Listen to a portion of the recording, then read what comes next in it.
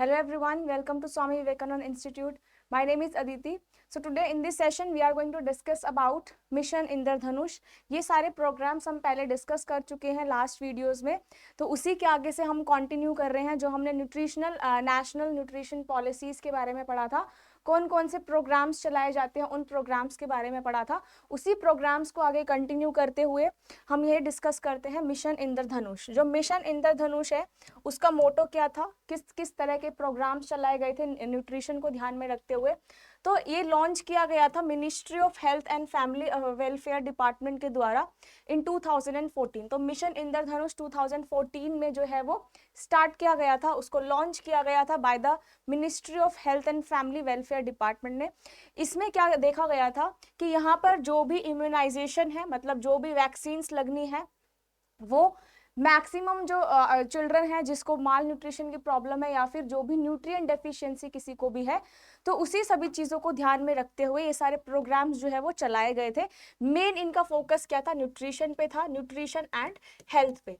तो main focus क्या था यहाँ पे, न्यूट्रिशन एंड हेल्थ। तो यहाँ पर अगर मैं न्यूट्रिशन और हेल्थ के बारे में बात करूं तो यहाँ पे जो भी प्रोग्राम्स थे, जो मिशन इंद्रधनुष है, इसमें क्या है, ये आपका हेल्थ से भी रिलेटेड था कि यहाँ पे कंप्लीट जो है इम्यूनाइजेशन, मतलब कंप्लीट वैक्सीनेशन जो है वो होना चाहिए। तो यहाँ पर इस स्कीम ने कि इन्होंने डिस्कस किया, इनका मिशन था कि हम 2020 तक यहाँ पर सबको क्या करेंगे, वैक्सीन प्रोवाइड करेंगे। मेनली जो भी डिजीज से कोई सफर कर रहा होगा उसकी हम वैक्सीन जो है प्रोवाइड कर देंगे ताकि यहाँ पर डिजीज फ्री इंडिया रहे। इन्होंने मोटो रखा था कि हम 2020 तक ये जो सारी चीज को कवर अप कर लेंगे। तो मिशन इंद्रधनुष से आपको पता चल रहा है, इंद्रधनुष इज रेनबो। जैसे रेनबो में 7 कलर्स होते हैं, ऐसे इन्होंने 7 कलर्स का रेनबो देखा, मतलब इंद्रधनुष इसलिए नाम रखा, जिसमें इन्होंने सब कुछ कवर किया कि ऐसे बच्चे जो अनवैक्सीनेटेड हैं, जिनको वैक्सीन नहीं लगी हुई है, और पार्शली वैक्सीनेटेड है, जिनको वैक्सीन लगी हुई है लेकिन अभी और डोज बाकी है, उनकी डिजीज को प्रिवेंट करने के लिए। अब इन्होंने क्या देखा कि हमें 7 कलर होते हैं ना रेनबो में, तो यहाँ पर 7 डिजीज पे जो है वो फोकस किया गया कि यहाँ पर जो बच्चे अनवैक्सीनेटेड रह गए हैं या फिर पार्शली वैक्सीनेटेड है, तो यहाँ पे 7 डिजीज को ध्यान में रखा गया, जो कि यहाँ पे 7 जो वैक्सीन थी आपको डिजीज के साथ दी गई। अब यहाँ पे 7 कौन कौन सी डिजीज थी। फर्स्ट यहाँ पे है diphtheria, whooping cough, tetanus, polio, tuberculosis, measles and hepatitis B. ये 7 डिजीज है जिनको ध्यान में रखा गया। क्योंकि 7 किस लिए इन्होंने 7 किसको डिनोट किया, 7 जो कलर्स होते हैं इंद्रधनुष में या रेनबो में, इसलिए इस प्रोग्राम का नाम मिशन इंद्रधनुष रखा गया। इसमें 7 डिजीज पे फोकस किया गया। 7 डिजीज कौन कौन सी थी यहाँ पर, diphtheria, whooping cough, tetanus, polio, tuberculosis, measles and hepatitis B. इन 7 डिजीज पे फोकस किया गया, जो कि किसने लॉन्च किया था, ministry of health and family welfare ने लॉन्च किया था इन 2015। इनका मिशन क्या था कि हम 2020 तक हम कंप्लीट इम्यूनाइजेशन जो है वो कर देंगे, जिसको भी डिजीज है ऐसे बच्चों को कवर करेंगे जो कि अनवैक्सीनेटेड है या पार्शियली वैक्सीनेटेड है, या फिर उनको जो डिजीज है उनमें वैक्सीन उनकी नहीं लगी है। तो यहाँ पर 7 डिजीज को कवर किया गया। उस 7 डिजीज में था diphtheria, whooping cough, tetanus, polio और ट्यूबरक्लोसिस, मीजल्स और हेपेटाइटिस बी। अब ये एक सिस्टमैटिक इम्यूनाइजेशन था। इसमें हम मतलब बच्चों को वैक्सीन देते हैं, ठीक है, एक कैंपेन भी चलाते हैं जिसमें जर्नली उन बच्चों को इंक्लूड किया जाता है जो कि अनवैक्सीनेटेड रह गए हैं, जिनको वैक्सीन जो है वो नहीं लगी है। तो इन सारे बच्चों को कवर किया गया। नेक्स्ट यहाँ पे इसके बाद इम्यूनाइजेशन प्रोग्राम स्टार्ट किया गया। जो नरेंद्र मोदी है, prime minister Shri Narendra Modi launch this intensified mission Indradhanush on October 2017। अक्टूबर 8, 2017 को नरेंद्र मोदी ने ये जो प्रोग्राम है वो लॉन्च किया। और यहाँ पर अपना ये लॉन्च कब हुआ था, 2014 में, लेकिन इसको आपने इंटेंसिफाई कब किया, 2017 में। मेन इसको जो फोकस किया गया था वो मेन कब किया गया, 2017 2017 में। तो मिशन इंद्रधनुष में यहाँ पे 7 डिजीज थी। 7 डिजीज कौन कौन सी थी मैंने आपको बता दी है। उन 7 डिजीज के अंडर जो भी बच्चा फॉल करता है, किसको भी वो डिजीज है, तो वो वैक्सीन वहां पे प्रोवाइड की जाए। कोई भी बच्चा अनवैक्सीनेटेड ना रहे, कोई भी बच्चे को किसी भी तरह का बीमारी ना हो। तो मेन न्यूट्रिशन और हेल्थ पे ही ध्यान में रखते हुए ये प्रोग्राम्स जो है वो चलाए जाते हैं। अब यहाँ पे गवर्नमेंट का क्या एम था कि हर आपका जो बच्चे 2 साल से है, 2 साल से ऊपर है या प्रेग्नेंट वुमेन है, तो इनको प्रॉपर वैक्सीन प्रोवाइड की जाए। उनका इम्यूनाइजेशन प्रोग्राम्स चलाए जाते हैं जिसमें उनके सारा जितना भी वैक्सीन है उन सब का देखा जाता है कि किसी भी तरीके की बीमारी माँ बच्चे को या फिर चिल्ड्रंस को ना रहे। तो ये सारे प्रोग्राम्स चलाए जाते हैं न्यूट्रिशन और हेल्थ को ध्यान में रखते हुए। नाउ नेक्स्ट यहाँ पे प्रोग्राम जो था मिशन इंद्रधनुष के बाद, राष्ट्रीय किशोर स्वच्छता कार्यक्रम प्रोग्राम। इसमें क्या था कि यहाँ पे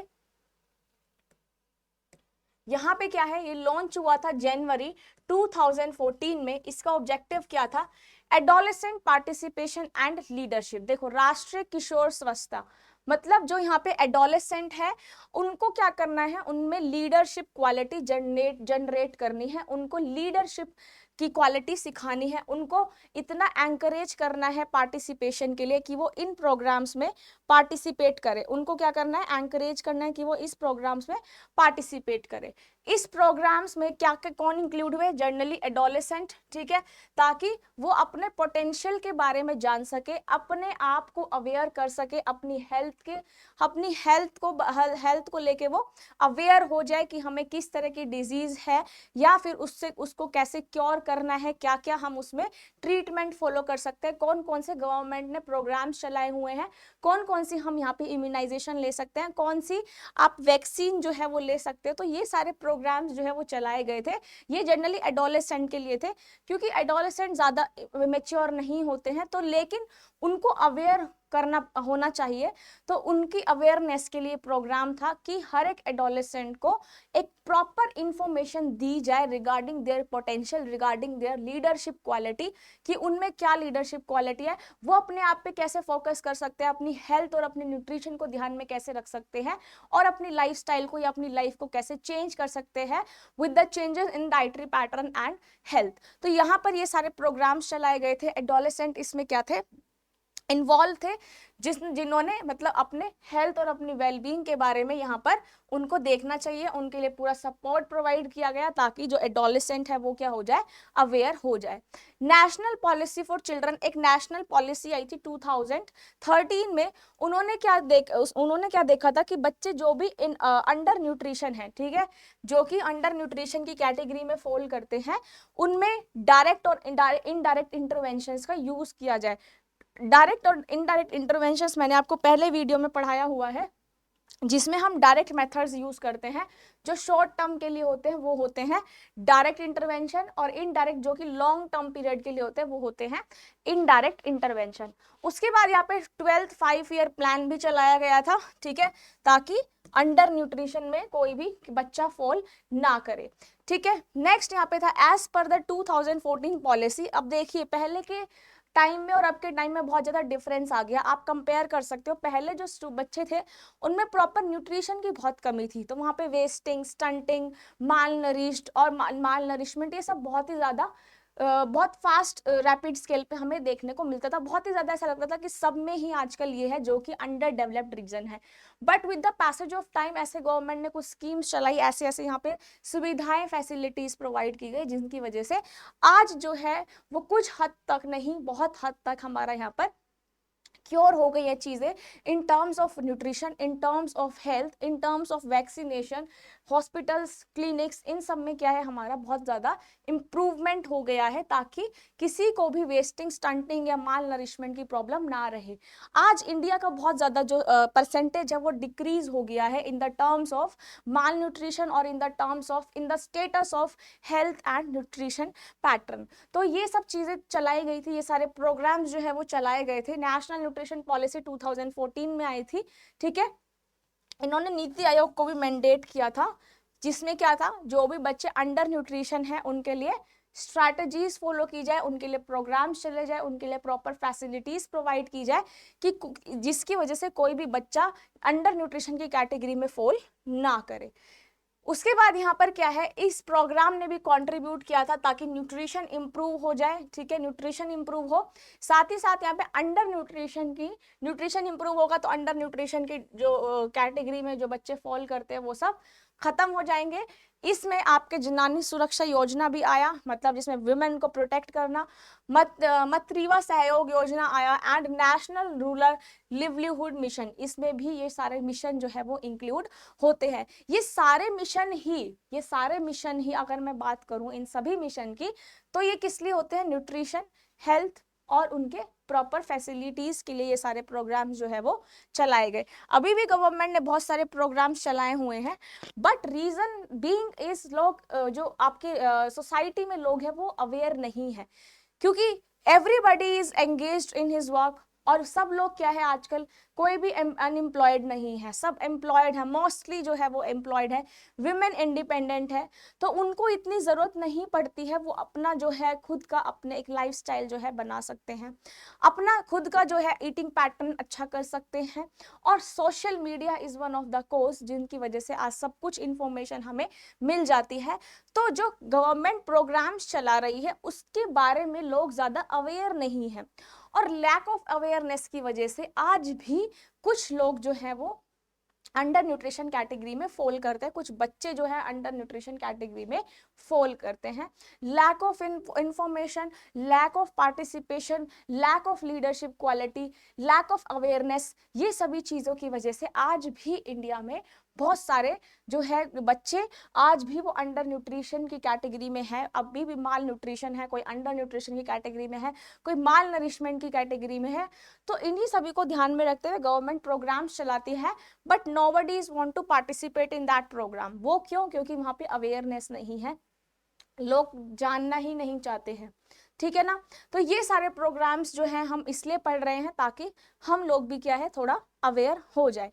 नेक्स्ट यहाँ पे प्रोग्राम आता है, इसका जो विजन है 2022 का, वो क्या था कि नेशनल न्यूट्रिशन स्ट्रैटेजी में क्या है कि हर एक बच्चा, हर एक एडोलेसेंट गर्ल, हर एक वुमेन, उनकी न्यूट्रिशनल स्टेटस पे फोकस किया जाए, ठीक है, और उनकी कम्युनिटी में, जिस कम्युनिटी में वो रह रहे हैं, वो एक अच्छी कम्युनिटी जो है वो बनाई जाए, जिसकी वजह से वहाँ पे हेल्थ प्रॉपर हो, ठीक है, सीवेज जो है वो प्रॉपर हो, वरना बहुत बीमारियां फैल जाती है। तो इन्हीं सभी को ध्यान में रखते हुए गवर्नमेंट ने बहुत ज़्यादा इनिशिएटिव लिया।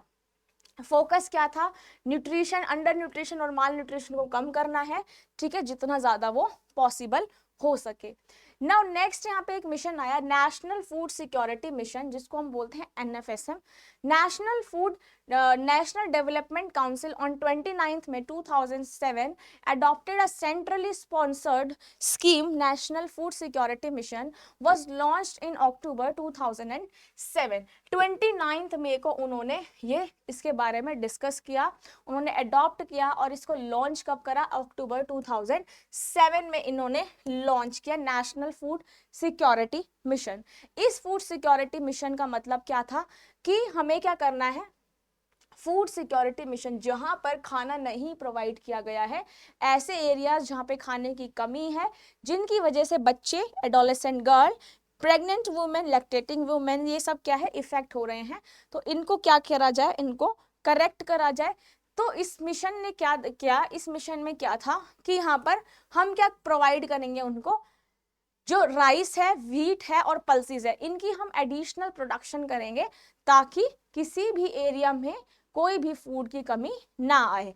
तो स्पेशली यहाँ पर राइस, व्हीट, पल्सेस, इन पर फोकस किया गया कि हम इस तरीके के जो फूड है वो डिस्ट्रीब्यूट करेंगे ताकि किसी भी लोगों में किसी भी तरह की बीमारियां जो हैं वो ना रहे। तो मेन फोकस इन्होंने किसके प्रोडक्शन को इंक्रीज किया? Rice, wheat and pulses. Now यहाँ पे ऑब्जेक्टिव क्या थे? यहाँ पर ऑब्जेक्टिव क्या थे कि अगर हम राइस, व्हीट और पल्सेस की प्रोडक्शन को बढ़ाएंगे और कोर्स सीरियल्स, जितने भी सीरियल्स इंक्लूड है, उनकी प्रोडक्टिविटी इंक्रीज होगी। एक तो प्रोडक्शन हम अगर ज्यादा करेंगे तो उसकी प्रोडक्टिविटी इन्हांस होगी, सस्टेनेबल जो आपका जो डेवलपमेंट है वो भी इंक्रीज होगा। साथ ही साथ लोगों को जो अंडर न्यूट्रिशन है, जिनको प्रॉपर खाना नहीं मिल पा रहा है, आज भी खाना नहीं मिल पा रहा है, उनकी हेल्थ अच्छी नहीं हो पा रही है, उनको हम क्या करेंगे, ये सब खाना डिस्ट्रीब्यूट करेंगे। दूसरा यहाँ पर क्या करेंगे, जब हम इनकी प्रोडक्शन को बढ़ाएंगे तो यहाँ पर क्या है, जो सॉइल फर्टिलिटी है वो भी रिस्टोर हो जाती है at the individual farm level, क्योंकि सॉइल की फर्टिलिटी को भी तो रिस्टोर करना है। दूसरा, enhance farm level economy, farm level पे इकोनॉमी को इंप्रूव करना, ठीक है, ताकि जो फार्मर्स है वो ज्यादा से ज्यादा क्रॉप्स को ग्रो करे और ज्यादा से ज्यादा उनका एडवांटेज ले, ठीक है। तो ये सारी चीजें जो आती हैं वो आती है नेशनल फूड सिक्योरिटी मिशन में, मतलब फूड को सिक्योर करना है ताकि हम जितना भी फूड हमारा डेवलप हो रहा है हम उसकी प्रोडक्शन को एनहांस कर दे और लोगों में किसी भी तरह की प्रॉब्लम्स ना आए, ठीक है। साथ ही साथ यहाँ पर जो फार्मर्स है, अगर मैं एक एग्रीकल्चर फील्ड की बात करूं या फार्म लेवल पे बात करूं, तो उस फार्म लेवल पे फार्मर्स को भी एडवांटेज मिले, ठीक है। प्रोडक्शन बढ़ाओगे तो प्रोडक्टिविटी एनहांस होगी, प्रोडक्टिविटी एनहांस होगी तो सॉइल फर्टिलिटी पे भी इफेक्ट पड़ेगा, सॉइल फर्टिलिटी को आप रीस्टोर जो है वो कर सकते हो। तो यहाँ पर ये सारे जो है आपके मिशन थे, इसका नेशनल फूड सिक्योरिटी मिशन के आपके ऑब्जेक्टिव थे। काफी बार एग्जाम में यहाँ पे फुल फॉर्म दी जाती है, तो मैं आपको एक यही चीज रिकमेंड करूंगी, मैंने पहले भी आप लोगों को बताया है कि एक पेपर पर या एक नोटबुक बना लो छोटी सी, जिसमें सारे यूनिट्स की फुल फॉर्म जो है वो आप नोट करके रख लो, क्योंकि नोबडी नोज वहां पर कौन सी फुल फॉर्म कब पूछ ली जाए। और क्वेश्चन नहीं आएगा डायरेक्ट, मैं आपको फिर बता देती हूँ, क्वेश्चन डायरेक्ट नहीं पूछेंगे कि what is the full form of NSM, no, ठीक है। कैसे पूछेंगे, एक क्वेश्चन दे दिया जाएगा, ऑब्जेक्टिव्स लिख लिए जाएंगे, वहां पर आपको ऑप्शंस में ये फुल फॉर्म दी जा सकती है, फिर आप वहां पर सोचोगे कि इस फुल फॉर्म का क्या मतलब है, कौन सा ये ऑब्जेक्टिव था। तो इसलिए आई वुड रिकमेंड यू कि आप यहाँ पर सारी फुल फॉर्म को अपनी यूनिट वाइज लिखते चलो, ताकि एग्जाम में आपको प्रॉब्लम ना आए, क्योंकि अभी आपके पास टाइम है थोड़ा ज्यादा, तो यहाँ पर आप साथ साथ जब आप नोट्स बना रहे हो तो इन फुल फॉर्म को लिखते जाओ, क्योंकि एग्जाम में क्वेश्चन डायरेक्ट नहीं आता है, इनडायरेक्ट क्वेश्चंस आते हैं। तो आपसे ऑप्शन में फुल फॉर्म दी जाती है और इन फुल फॉर्म को फिर आप वहां लेके देखोगे तो आपको समझ नहीं आएगा, इसलिए I would recommend you to write down the full form in your notebooks. तो ये सारे थे ऑब्जेक्टिव। नाउ स्ट्रैटेजी क्या थी, देखिए जब हम एनएफएसएम की बात करते हैं तो यहाँ पे स्ट्रैटेजी क्या है, स्ट्रैटेजी क्या होगी, हम किस पे ध्यान करते हैं, पहले तो प्रोडक्टिविटी पे, ठीक है। देखो हमें फूड चाहिए, हमें मान लो राइस चाहिए, वीट चाहिए, जब हम इनको अच्छे से उगा ही नहीं पा रहे हैं, हम इनकी खेती नहीं कर पा रहे हैं, तो हम कहाँ से खाना प्रोवाइड करेंगे, करेंगे क्या, नहीं करेंगे ना। तो हम इनकी सबसे पहले इनका प्रोडक्शन बढ़ाएंगे, ठीक है। हमें फूड क्या है भाई, लोगों में डिस्ट्रीब्यूट भी करना है, ठीक है। तो हमें क्या करना पड़ेगा, इनकी प्रोडक्टिविटी को एनहांस करना पड़ेगा, इनके प्रोडक्शन को एनहांस करना पड़ेगा।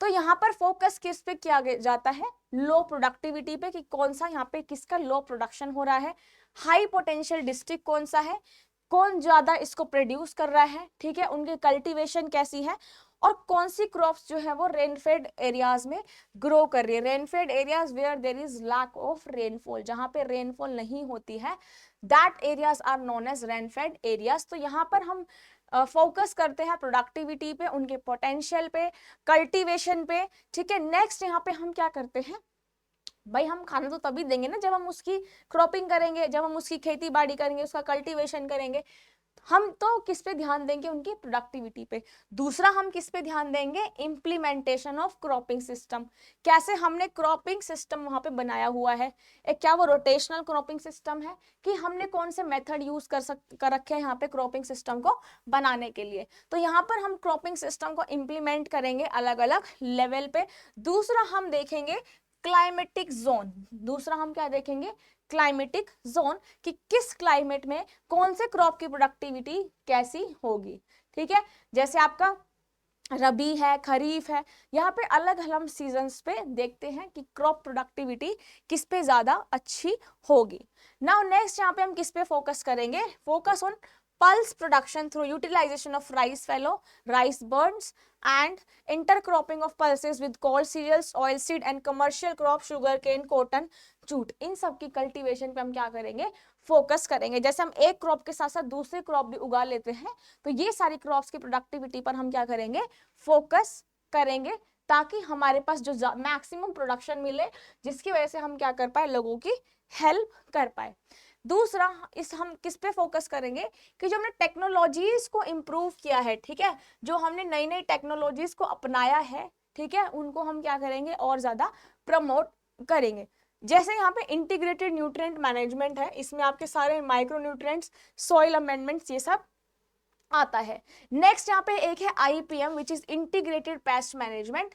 इसमें क्या है कि हम ज्यादा से ज्यादा फार्मर्स को अवेयर करेंगे कि यहाँ पर जो पेस्ट है या फिर जो वीड्स है, उनमें हम क्या डालें, पेस्टिसाइड्स, वीडीसाइड्स, इन सब का यूज करें, ताकि यहाँ पर पेस्ट जो है वो आपकी क्रॉप को खराब ना करे। तो यहाँ पर हम पेस्ट मैनेजमेंट की इंटीग्रिटी को या फिर उनकी एफिशिएंसी को इंक्रीज करेंगे, हम न्यू टेक्नोलॉजीज का यूज करेंगे, ताकि जो फार्मर्स हैं उनके लिए भी एडवांटेजेस हो, ठीक है। मॉनिटरिंग करेंगे टाइम टू टाइम कि हमें क्या मिले, जो फंड्स आ रहे हैं उनकी मॉनिटरिंग करेंगे कि जो सरकार हमें फंड प्रोवाइड कर रही है उन पे हम क्या करेंगे, फोकस करेंगे। नेक्स्ट यहाँ पे हम क्या करेंगे, अपने टारगेट्स को देख लेंगे हर एक डिस्ट्रिक्ट में। जैसे मान लो मैंने एक कोई भी 2 डिस्ट्रिक्ट ले लिए, तो हम उनका देखेंगे कि किस डिस्ट्रिक्ट ने कितनी ज्यादा यहाँ पर प्रोडक्टिविटी को एनहांस किया है, कौन कौन सी टेक्नोलॉजीज को यूज करा है, तो ये सभी चीजों को हम ध्यान में रखेंगे। नेक्स्ट हम कांस्टेंट मॉनिटरिंग करेंगे और इवेलुएट करेंगे कि जो भी हमने इम्प्लीमेंटेशन करा है उसका क्या रिजल्ट आया है। सपोज करो मैंने कोई न्यू टेक्नोलॉजीज का यूज करा है, ठीक है, मैंने कोई नई टेक्निक का यूज करा है, तो मैं क्या देखूंगी, उससे रिजल्ट क्या आया है, उससे हमारी कितनी प्रोडक्टिविटी जो है वो एनहांस हुई है। तो मैं क्या करूंगी, यहाँ पर कांस्टेंट मॉनिटरिंग जो है वो अपनी स्टार्ट करूंगी। नेक्स्ट यहाँ पे जो है, नेक्स्ट है राष्ट्रीय कृषि विकास योजना। ये RKVY से क्वेश्चन आया है पहले, इसको आप स्टार मार्क कर लीजिएगा। यहाँ से फुल फॉर्म से क्वेश्चन पूछा गया है, जो ऑप्शन में है फुल फॉर्म दी गई थी, राष्ट्रीय कृषि विकास योजना क्या होता है, ठीक है। इसमें क्या है, जो हमारी स्लो ग्रोथ है एग्रीकल्चर और एलाइड सेक्टर में, उसी को ध्यान में रखते हुए नेशनल डेवलपमेंट काउंसिल जो है उन्होंने एक मीटिंग हेल्ड की थी 29 में 2007 में, और RKVY को लॉन्च किया था, विच इज राष्ट्रीय कृषि विकास योजना, ठीक है। कृषि मीन्स एग्रीकल्चर। तो इन्होंने क्या किया था, जो एग्रीकल्चर सेक्टर है उसके डेवलपमेंट की बात की गई थी कि हमें ऐसी स्ट्रैटेजीज को फॉलो करना है जिससे हमारा जो एग्रीकल्चर सेक्टर है वो और ज्यादा इंप्रूव हो जाए। तो यहाँ पे डिपार्टमेंट ऑफ एग्रीकल्चर ने क्या प्रिपेयर किया था, RSKY स्कीम, जिसको आप बोलते हो नेशनल एग्रीकल्चर डेवलपमेंट प्रोग्राम, जो है ये स्टार्ट किया गया।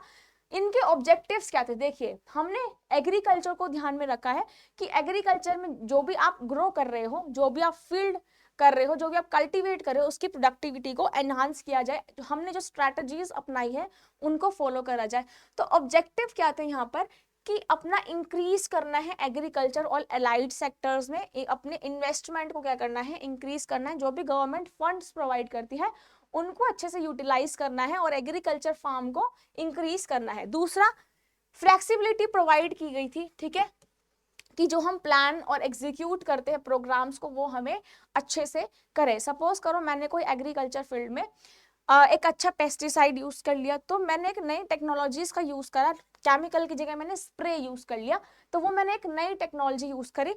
तो हमें उसमें चेक करना है कि उसमें कितना फंड आएगा, अगर हम एक लार्ज स्केल पे इसको यूज करें, ठीक है, कितना इसमें फंड आएगा, कौन से हम और चीजें हम इसमें इंप्लीमेंट कर सकते हैं, कैसे हम क्रॉप्स को और इम्प्रूव कर सकते हैं, तो ये क्या इसका रिजल्ट आया है, हम उसकी प्रॉपर मॉनिटरिंग करेंगे।